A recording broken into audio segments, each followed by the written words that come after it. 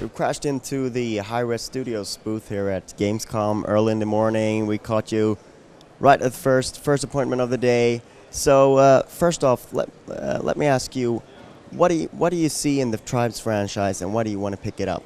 That's a great question. So actually last October, Hi-Res Studios bought the franchise, and really we're just big fans of the Tribes games. I mean, we miss them and we want to bring them back. So the main things that we saw in Tribes that we wanted to bring to modern shooter players were fast-paced gameplay, of course vertical gameplay, because Tribes is known for its jetpacking, and along with that individual skill, a lot of teamwork. So we really embraced the capture the flag game type with bases and generators and all the specialization of roles and classes that go along with it. So we're really excited to show it off here at Gamescom, and so far the reception's been really good.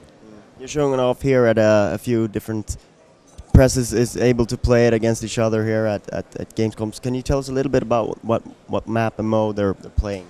Sure. So people are just getting a small taste here because we're showing 5-on-5, when in reality the normal game mode is 16 versus 16. So the game's focused on the PC, and as I mentioned, the main game type is capture the flag with generators that power functions in each team's base. Upon release, we'll also have another game mode that old Tribes fans will recognize called Rabbit. That's a little more simple, just jump in and have fun game mode where you capture the flag and try to hold it as long as possible, and everyone else is hostile to you. So those are the two game modes. We're showing two maps here. They're medium-sized maps, but for many shooter players, they'll seem large compared to, say, a Call of Duty map. They're much, much larger, and we have two that we're going to be showing next week as well that are even greater in size. That's right at PAX in the U.S. So for fans of the series, where would you say that Tribes then lands in comparison to previous titles, and are the things that you want to avoid having in your game? Yeah, that's a great question. I mean, there's a lot of Tribes fans and a lot of folks with different allegiances to 1, 2, or Vengeance. So I think personally our studio looked primarily at 1 and 2 as inspiration. Really the speed of Tribes 1, but vehicle gameplay and teamwork of Tribes 2. I think with Vengeance there was a step towards accessibility with skiing, and we do with Ascend make skiing more accessible, but I think where we differ is we also make sure there's a real satisfying learning curve for players. So there's a big difference between learning to ski, which is easy, and really mastering it and achieving just crazy speeds, which takes quite a bit of time, and again there's a satisfying learning curve there. So we position it as a successor to Tribes 2, mainly because of the emphasis on teamwork along with speed, and also that it's multiplayer only. There's no single player campaign. We're entirely focused on delivering a multiplayer experience, and a very competitive one. And the business model, what are you looking at there?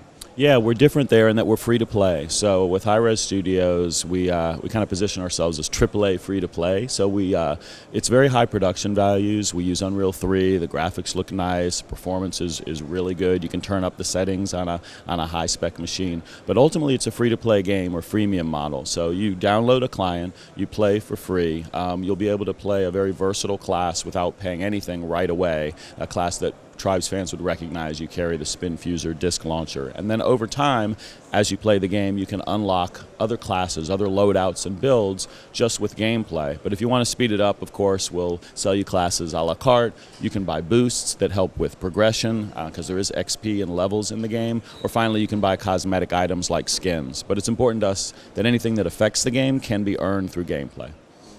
So you mentioned that it's coming for PC. Are you looking at consoles at all? Yeah, we are interested in consoles, but we're focused right now entirely on the PC for a couple of reasons. The franchise was born on the PC.